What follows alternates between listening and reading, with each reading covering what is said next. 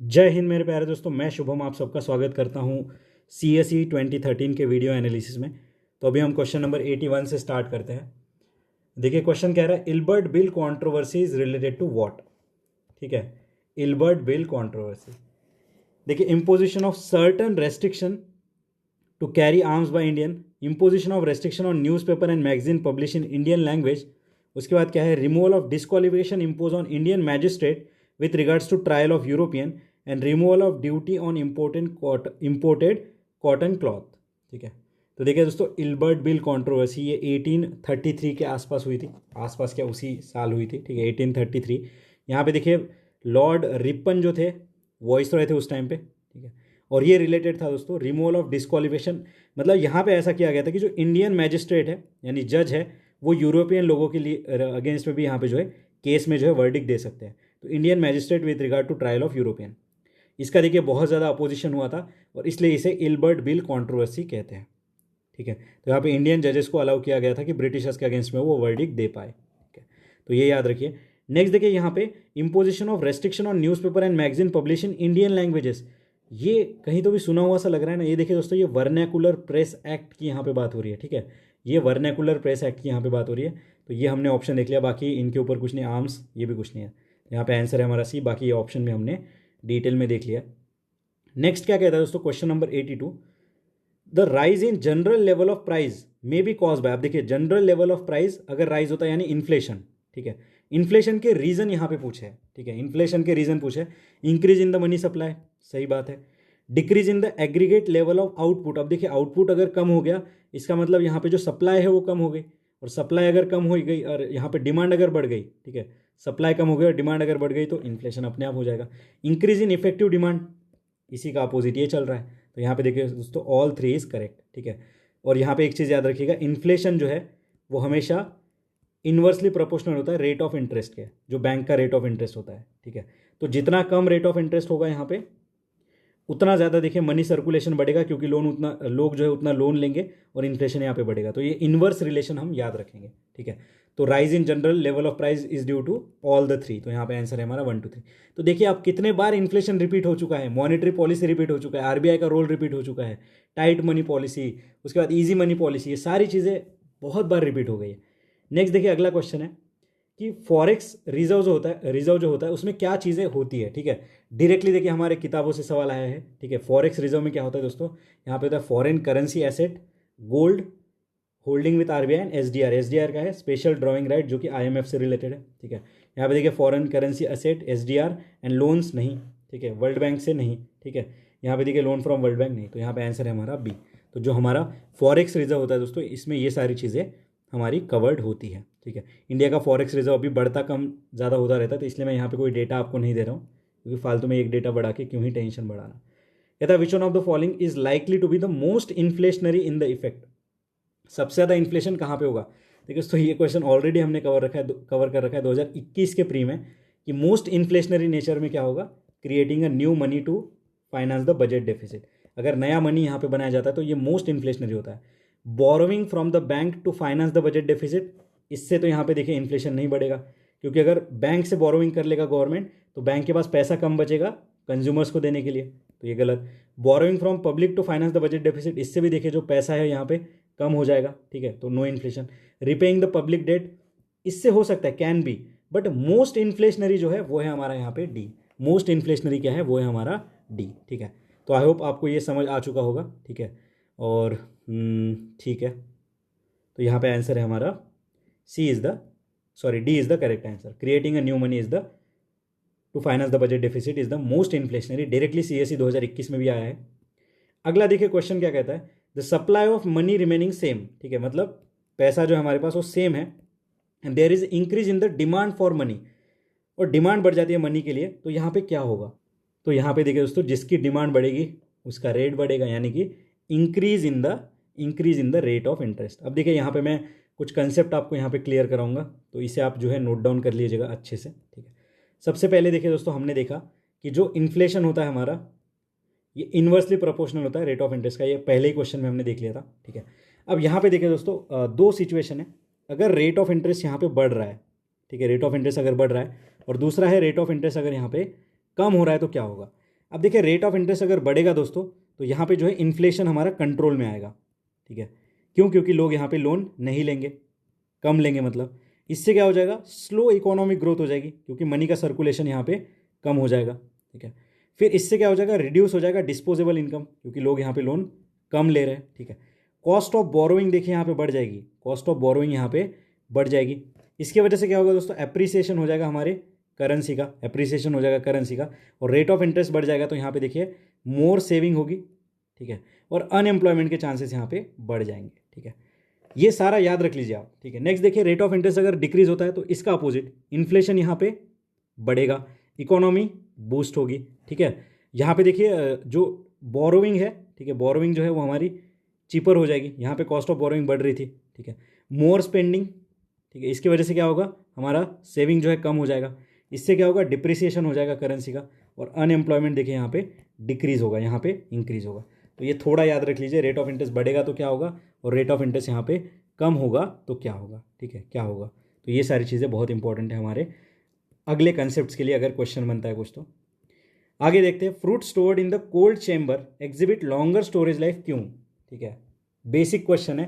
देखिए दोस्तों जब ये कोल्ड स्टोरेज में रखते हैं ना तो जो रेस्पिरेशन होता है, रेट ऑफ रेस्पिरेशन ये कम हो जाता है, और रेट ऑफ रेस्पिरेशन कम होने की वजह से जो उसकी शेल्फ लाइफ है वो यहाँ पे बढ़ जाती है, ठीक है। There is increase in humidity, नहीं, अगर ह्यूमिडिटी बढ़ गई तो यहाँ पे जो है स्टोरेज ज़्यादा टाइम के लिए नहीं होगा, खराब हो जाएगी चीज़ें।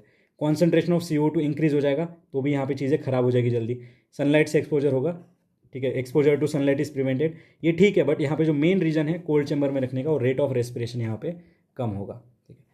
नेक्स्ट देखते हैं, अगला क्वेश्चन है हमारा क्वेश्चन नंबर 87, घड़ियाल, leather back turtle and swamp dear, ठीक है, which one of the following is the endangered, ठीक है। तो देखिए दोस्तों यहाँ पे जो है हमारा आंसर है वो है 1 and 2। क्वेश्चन टफ है। देखिए दोस्तों ये स्वैम्प डियर जो है, स्वैम्प डियर, इससे रिलेटेड देखिए हमने क्वेश्चन भी देखा था यहाँ पे बारहसिंगा, ठीक है, स्वैम्प डियर बारहसिंगा, ये देखिए दोस्तों वल्नरेबल है, ये इंडेंजर्ड नहीं है, ठीक है। ये भाई साहब कहाँ पे मिलते हैं, तो देखिए MP एंड UP के ये स्टेट एनिमल है, ठीक है, स्वैम्प डियर। ये देखिए आसाम, उसके बाद देखिए MP, UP and Arunachal Pradesh में भी ये मिल जाते हैं। बाकी देखिए लेदर बैक टर्टल ये इंडेंजर्ड है, ये अंडमान एंड निकोबार आइलैंड्स पे मिल जाते हैं हमारे, ठीक है, और ये आर्टिक एंड अंटार्कटिक वाले रीजन में नहीं मिलते हैं, ठीक है। अंडमान निकोबार आइलैंड्स के आसपास मिल जाते हैं इंडिया के कंटेक्स में अगर हम देखेंगे, ठीक है। बाकी ये जो है लेदर बैक टर्टल हमारे आर्टिक और अंटार्कटिक छोड़ के बाकी जगहों पे मिल जाते हैं, ऑल ओशियंस में, ठीक है। और इनका जो स्टेटस है अभी के हिसाब से क्रिटिकली इंडेंजर्ड है, और ये schedule 1 of wild life protection act में प्रोटेक्टेड है।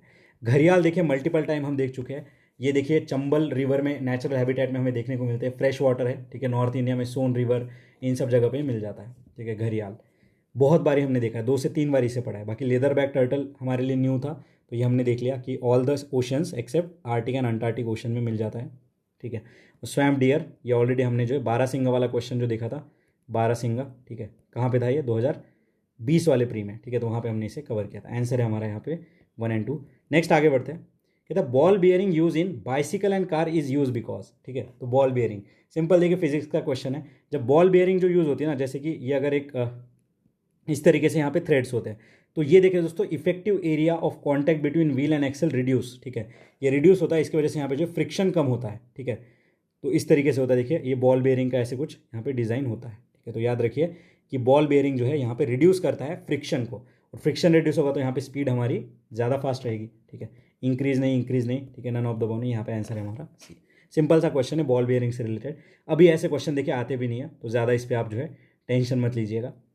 नेक्स्ट देखते हैं 89 नंबर का क्वेश्चन क्या कह रहा है कि which one of the above are optical illusions, ठीक है। ऑप्टिकल इल्यूजन्स है मतलब वो हो कुछ और रहा है, दिख कुछ और रहा है, मतलब इल्यूजन सा हो रहा है हमें, ठीक है।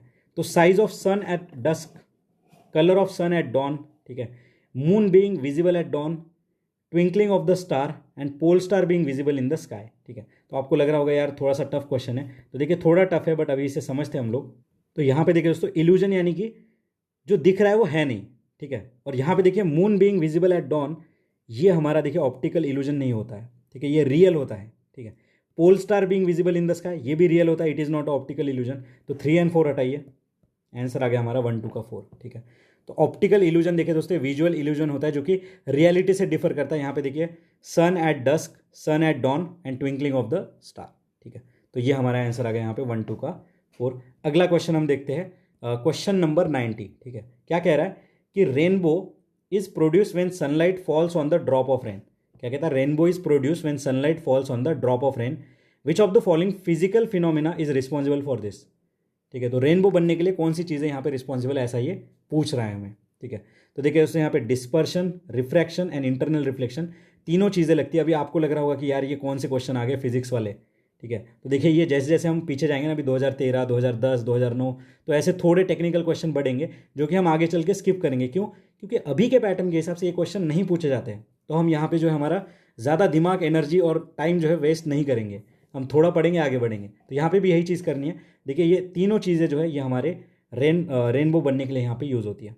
ठीक है, अब डिस्पर्शन क्या होता है दोस्तों, यहाँ पे देखिए स्प्लिट हो जाता है लाइट का with in different colour.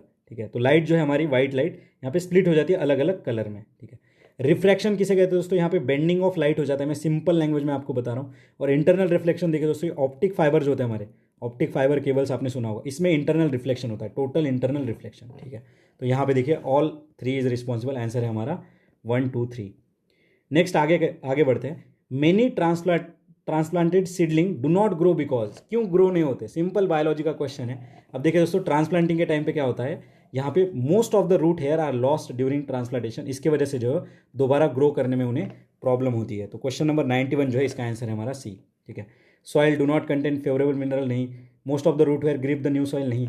Leaves gets damage during transplantation, नहीं। यहाँ पे आंसर क्या है हमारा, C is the correct answer. ठीक है, आगे बढ़ते हैं। अगला क्वेश्चन है हमारा question number 92। Economic growth of country X will necessarily have to occur if. ठीक है, क्या कहता है, economic growth of the country will necessarily have to occur if. अब क्या होगा तब, technological progress in the world economy, population growth, capital formation and volume of trade. तो देखिए दोस्तों इकोनॉमिक ग्रोथ तब होगी जब कैपिटल यहाँ पे ग्रो होगा, और मैंने आपको बताया था कैपिटल क्या होता है, the money which generates money. ठीक है, the money which generates money. ठीक है, तो जब यहाँ पे वेल्दी और हेल्दी नेशन बनेगा और यहाँ पे लेवल ऑफ कैपिटल फॉर्मेशन यहाँ पे बढ़ेगा, तभी यहाँ पे इकोनॉमिक ग्रोथ जो है नेसेसरली होगी। तो यहाँ पे आंसर है हमारा सी। ठीक है, नेक्स्ट देखिए अगला क्वेश्चन हम देखते हैं। देखिए दोस्तों ये जो क्वेश्चन है ना, ये डायरेक्टली CSE 2023 से 21 से हम लिंक कर सकते हैं। देखिए viruses can be cultured in synthetic medium, no. इनके लिए देखिए अल्टरनेट होस्ट लगता है, मैंने मल्टीपल टाइम्स आपको बताया है। ठीक है, तो सेकंड हटा दीजिए, चलिए सेकंड हटाते हैं, तो हमारा ऑप्शन बचा 1, 1 एंड 3। 1 क्या है, virus lakhs the enzyme necessary for generation of energy, correct. ठीक है, एंजाइम नहीं होते उनमें। नेक्स्ट देखिए यहाँ पे अगला स्टेटमेंट क्या है, थर्ड जो है हमारा, virus are transmitted from one organism to other organism by biological vectors only, नहीं। याद करिए कोविड-19 का वायरस क्या सिर्फ ये living body to living body यहाँ पे ट्रांसमिट हो रहा था, नहीं। बायोलॉजिकल वेक्टर से हो रहा था, नहीं। अगर आपने किसी इस पे ऊपर अगर खास दिया किसी एनवायरनमेंट में, यहाँ पे अगर वो वायरस है, तो वो वैसे भी जो है नॉन बायोलॉजिकल जो मैकेनिकल वेक्टर्स होते हैं इनसे भी ट्रांसमिट हो सकता है। ठीक है, जैसे कि आपने किसी गेट के हैंडल के ऊपर छींक दिया। ठीक है, इसलिए देखिए किसी भी चीज़ को हम हाथ लगा रहे तो हम क्या कह रहे थे कि सैनिटाइज करो हाथों को, क्यों? क्योंकि सिर्फ बायोलॉजिकल वेक्टर नहीं है, यहाँ पे मैकेनिकल वेक्टर्स भी होते हैं। ठीक है, यहाँ पे जो है मैकेनिकल वेक्टर्स भी होते हैं।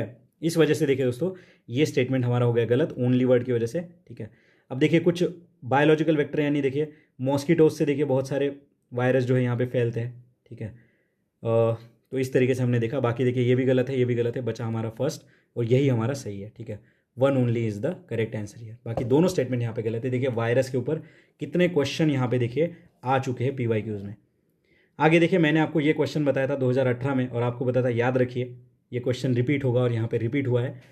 कौन से मॉडिफिकेशन है जो कि डेजर्ट एरिया में होता है? यहाँ पे आंसर है ऑल 3, तीनों के तीनों मॉडिफिकेशन हमारे डेजर्ट एरिया में होते हैं। इसे दोबारा हम डिस्कस नहीं करेंगे, ऑलरेडी 2018 में हमने देख लिया है। नेक्स्ट क्या कह रहा है दोस्तों, the known forces of nature can be divide into 4 class. क्या है? Gravity, electromagnetism, weak nuclear force, strong nuclear force. With reference to them which one of the following statement is not correct. ठीक है, कौन सा यहाँ पे correct नहीं है ऐसा पूछ रहा है। कहता है strong nuclear force hold the proton and neutron inside the nucleus, week nuclear force causes radio activity, electromagnetism acts only on particle with electric charge, and gravity is the strongest of the 4।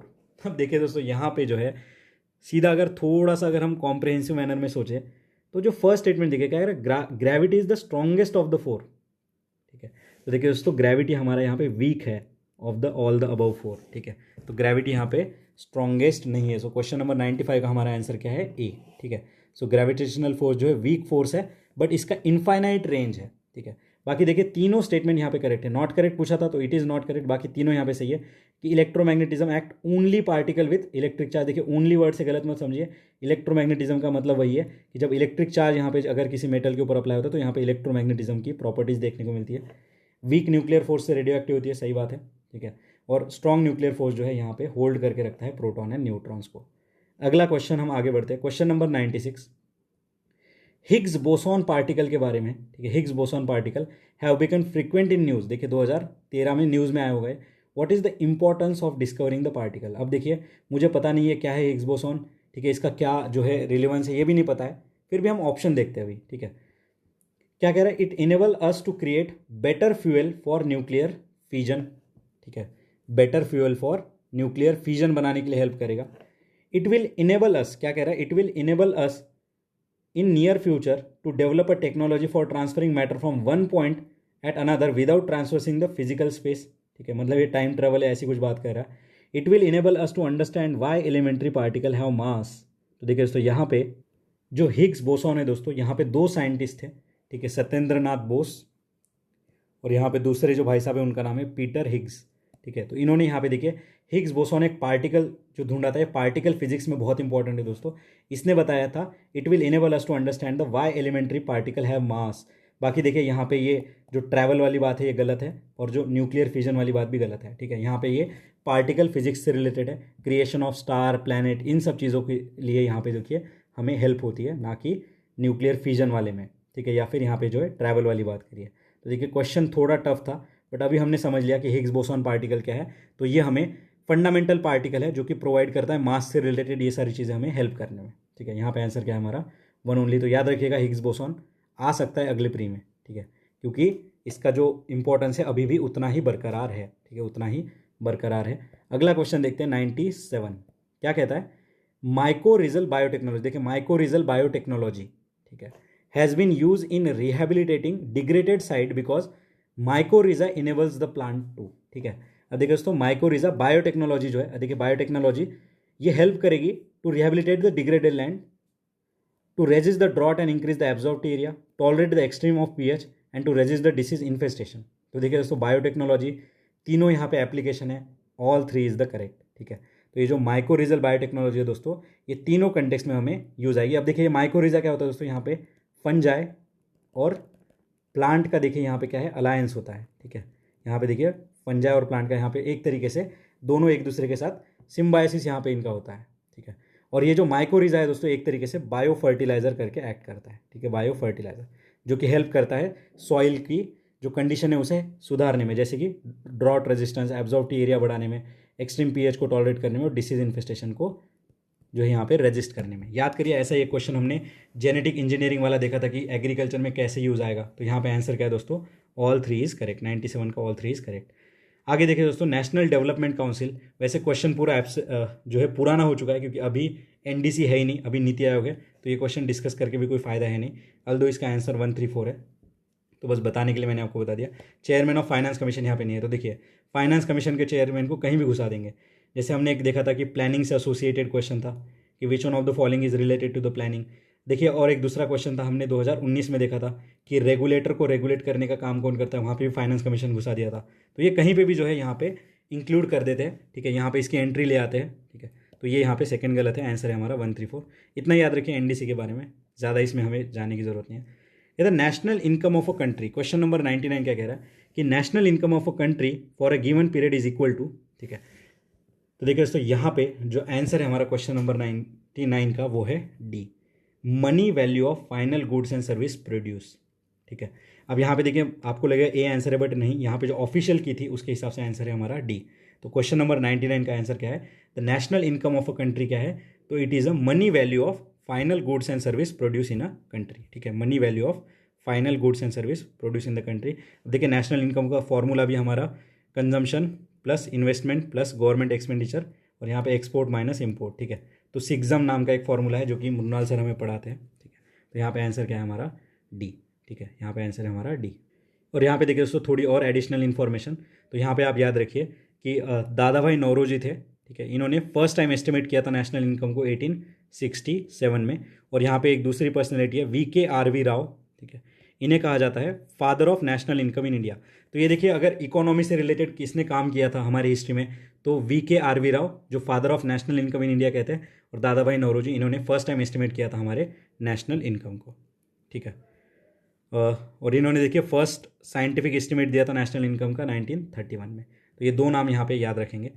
आगे बढ़ते हैं। Next हमारा जो अगला question है कि which one of the following grants और grant direct credit assistant to the rural household. ठीक है, तो यहाँ पे डायरेक्ट जो है लोन कौन देता है, रूरल हाउस होल्ड को। ठीक है, तो यहाँ पे देखिए दोस्तों, जो नाबार्ड है ये डायरेक्टली क्रेडिट नहीं देता है, ये एक रीफाइनेंसिंग जो है यहाँ पे करता है। ठीक है, ये जो है डायरेक्टली यहाँ पे फंडिंग नहीं देता है। तो जैसे हमने सेकंड हटाया, ठीक है, तो सेकंड हटाइए, ये गया, बचा क्या 1 and 3। ठीक है, तो डायरेक्ट क्रेडिट असिस्टेंस कौन देता है, regional rural bank and land development bank. अब RRB के बारे में थोड़ा सा हम देखते हैं। ठीक है, अब देखिए दोस्तों, ये जो RRB है ये कंट्रोल करा जाता है RBI के द्वारा, और यहाँ पे देखिए सुपरवाइज किया जाता है नाबार्ड के द्वारा। तो याद रखिएगा। ठीक है, इसमें देखिए दोस्तों एक शेयर होल्डिंग होती है, जैसे कि इक्विटी शेयर सेंट्रल गवर्नमेंट का होता है 50%, स्टेट का होता है 15%, और स्पॉन्सर बैंक होता है एक, उसका होता है 35%। तो 50, 50, 15 और 35। ठीक है, याद रखिएगा। और यहाँ पे देखिए दोस्तों, ये जो हमारा RRB है 1975 में इस्टेब्लिश हुआ था on the recommendation of Narasimhan committee के रिकमेंडेशन पे। और इनका ऑब्जेक्टिव क्या है, स्मॉल मार्जिनल फार्मर और जो लेबरर्स हैं उन्हें यहाँ पे लोन देना। ठीक है, नाबार्ड के बारे में अगर हम यहाँ पे देखेंगे दोस्तों, तो नाबार्ड देखिए दोस्तों 1982 में इस्टेब्लिश हुआ था शिवरामन कमेटी के रिकमेंडेशन पे। ठीक है, शिवरामन कमेटी के रिकमेंडेशन पे। और नाबार्ड देखिए दोस्तों एक स्टैट्यूटरी बॉडी है, याद रखिएगा, NABARD is the statutory body, और ये जो है शिवरामन कमेटी के रिकमेंडेशन पे आया था। ये प्रमोट करता है दोस्तों एग्रीकल्चर एंड रूरल डेवलपमेंट को बाय प्रोवाइडिंग फंड्स। तो ये एक्ट करता है as a refinancing facility to commercial bank, scheduled cooperative banks, ठीक है, लैंड डेवलपमेंट बैंक के लिए। तो आई होप ये आपका क्लियर हो चुका होगा। नेक्स्ट देखिए दोस्तों, ये जो हमारा नाबार्ड है ये सुपरवाइज करता है किसे, रीजनल रूरल बैंक्स को और हमारे जो कोऑपरेटिव बैंक्स हैं उन्हें। ठीक है, और अब RBI भी जो है कोऑपरेटिव बैंक्स को देखता है। नेक्स्ट देखिए बचा हमारा लैंड डेवलपमेंट बैंक। ठीक है, लैंड डेवलपमेंट बैंक, ये देखिए दोस्तों, ये जो है लॉन्ग टर्म में लोन देता है। ठीक है, लॉन्ग टर्म में लोन देता है फार्मर्स को। ठीक है, किस लिए, to borrow the equipment like tractor, ठीक है, पंप सेट, जो यहाँ पे जो हायर कॉस्ट वाले जो है ना, इसलिए यहाँ पे लॉन्ग टर्म में लोन दिया जाता है लैंड डेवलपमेंट बैंक्स के द्वारा। ठीक है, तो ये यहाँ पे याद रखिएगा आप लोग। ठीक है, तो यहाँ पे हमने तीनों जो है ऑप्शंस यहाँ पे डिस्कस कर लिए डिटेल में। तो देखिए दोस्तों, यहाँ पे हमारा आंसर बना है C। ठीक है, 1 and 3। तो इस तरीके से हमने 2013 का पूरा पेपर यहाँ पे डिस्कस किया है। ठीक है, अभी हम नेक्स्ट वीडियो में मिलेंगे अगले पेपर के साथ। तब तक के लिए पढ़ते रहिए, मुस्कुराते रहिए। मिलते हैं ब्रेक के बाद। धन्यवाद।